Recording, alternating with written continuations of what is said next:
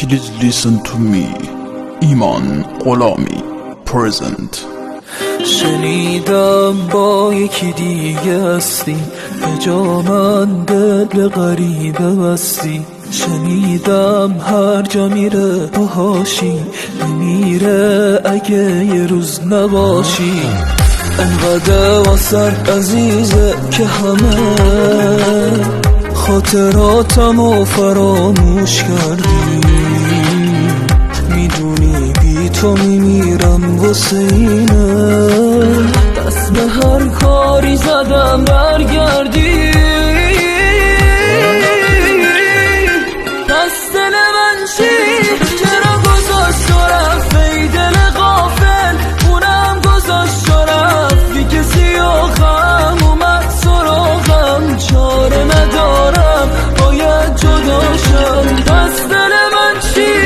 چرا گذاشت تو رفت ای دل غافل؟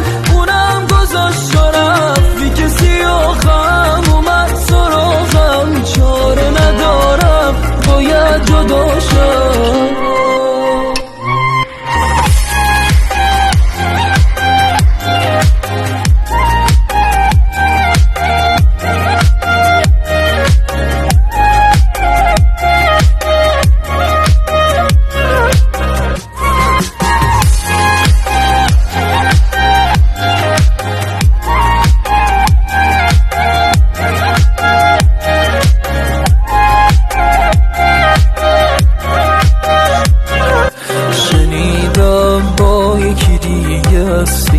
به جا من دل غریبه بستی. شنیدم هر جا میره باهاشی، میمیره اگه یه روز نباشی.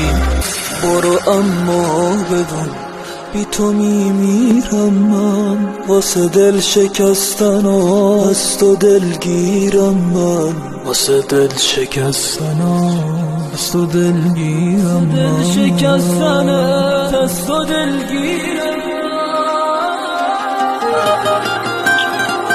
دست دل من چی؟